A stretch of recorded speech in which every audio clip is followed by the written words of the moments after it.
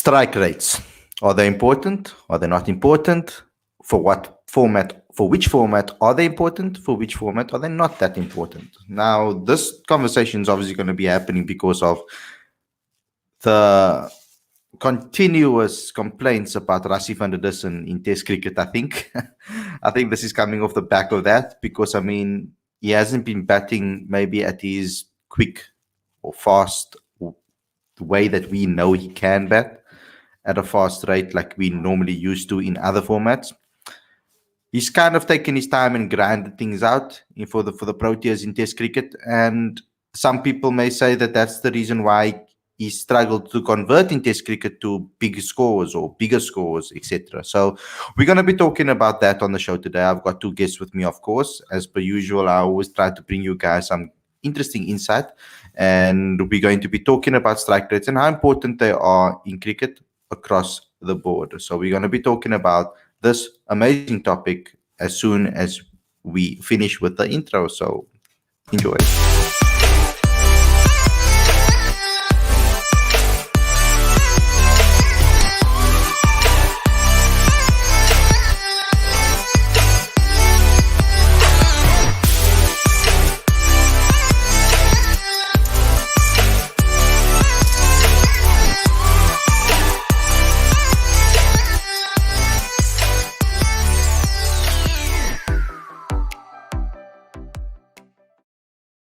Hey guys, welcome to Cricket Fanatics Magazine. This is your daily show. I'm your host Khalid. This is the show where we talk about all the major talking points in South African cricket. And today we've got two amazing guests with us, of course, again, Aditya, and we've got Mr. Tshepo there with us too. So I'm really excited about talking to them about this one because we've got a balance over here. I feel on this particular show. We're going to be getting a different type of view on this particular topic.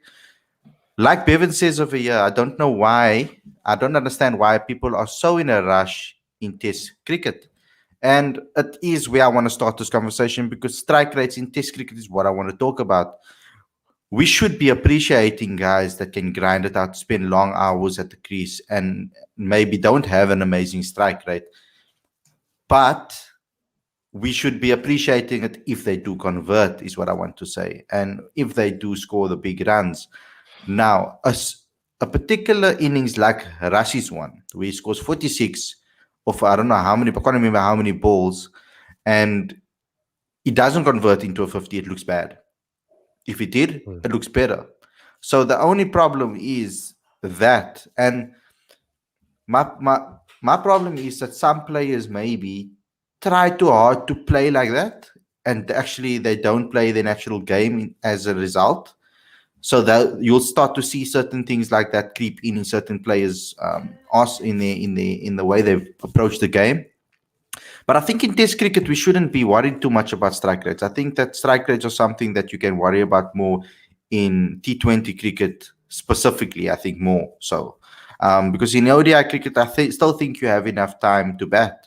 So I'm going to start with Aditya. Aditya, you came to me with this topic, and I thought it was a really interesting one to talk about. Give me your thoughts on strike rates. Well, I think in any format of the game, essentially strike rate would be dependent on the situation of the game, the nature of the wicket, and the team's position. So, with respect to Rassie, I really felt terrible that he was being criticized for that innings because the position of the South African team at that time required a player to bat like that, and Rassie did that. If we go back to some of the legends of the game, Rahul Dravid in India, currently Cheteshwar Pujara. Go back to that historic chase at the Gabba from January this year, when India had 1 day to chase down 330. Cheteshwar Pujara, he made 53 of 200 odd balls. He held up one end. And holding up one end would mean that guys like Ajinkya Rahane and then Rishabh Pant would be able to capitalize on that and attack from the other end. So sometimes that balance is important. Just today, the legendary Sachin Tendulkar said that there are 5 fingers in a hand, and each five has a different role to play. It works the same way in Test cricket. So we have to appreciate what Pujara has done for the Indian team. And he was specifically referring to Pujara and addressing the criticism that has been directed his way for his conservative approach to batting. So I personally feel like a lot of importance is given to strike rate in Test cricket, and it's not always warranted. Certainly not in a couple of innings that Rassi has played here or back in South Africa. So I do agree that Test cricket is obviously changing over time. Test cricket is changing, and maybe games aren't lasting the full 5 days as they used to. But I think as the opposition gets stronger, as the teams get stronger within Test cricket, I think that way the competition will get a lot tougher, and we'll see more 5-day cricket happening. Because I think the transitional phases currently in countries are not overlapping, or they're not coinciding with each other.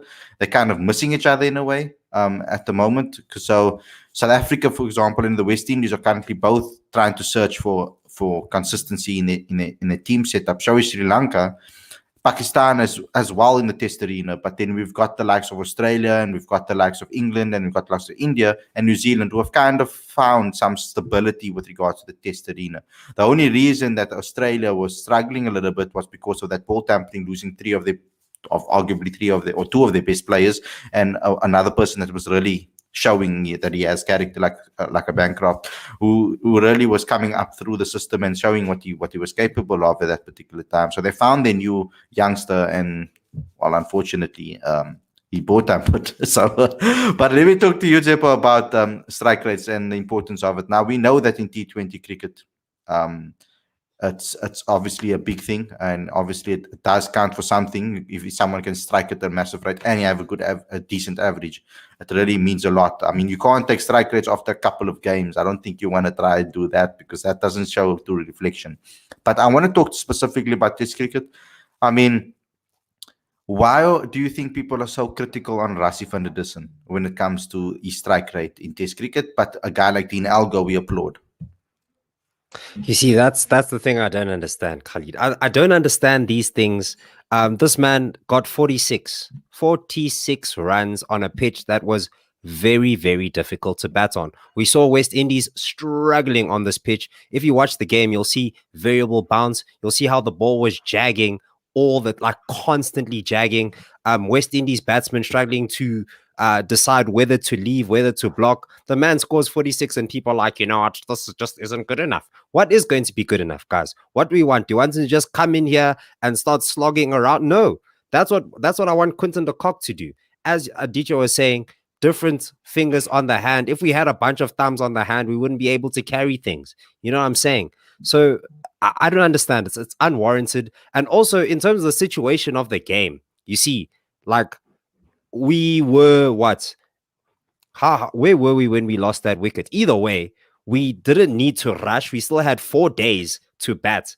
We got West Indies out for 97. Why do you want to rush? What's the rush? I don't see any reason to rush. If it was day 4, different story. Then we can start changing gears. If we're chasing down a score and time is running out, different story. And that's when strike rate matters. So it should go from game to game. But to answer your question, Khalid, where's all of this coming from? I think it's coming from that one innings where we lost, but he was not out. I remember him batting with Hashim Amla, but that was a one-day international. And now, ever since then, people are like, Rassie bats very slow. It was only one time. Other than that, this man is smashing the ball out the park on the regs, like in one-day international cricket. So I don't know. It's definitely, without a doubt, unwarranted. What he did in the situation was top-notch. Aiden Markham was in on the other side. They made a great partnership. When Aiden Markham went out, he stayed in, continued building the innings until Quinton de Kock came in. And then Quinton de Kock carried the innings. I mean, it's all about partnerships. That's what it's about. And for partnerships, you need to stay in. And that's what Rassie van der Dussen did. So well done, in my opinion. Yeah. So the only thing that I can say, maybe, that you come obviously playing devil's advocate over here and I'm trying to look from both sides of the story, is that so far in Test cricket, Rassie has gotten into a rhythm of absorbing pressure. and he's doing his job that we need him to do in the middle order. But there are specific times in matches where I feel that he could have kicked on maybe a little bit earlier, and as a result of that, maybe he was a little bit too complacent, and the bowlers got so used to it that they could read how he's going to play, and that's how they catch him out.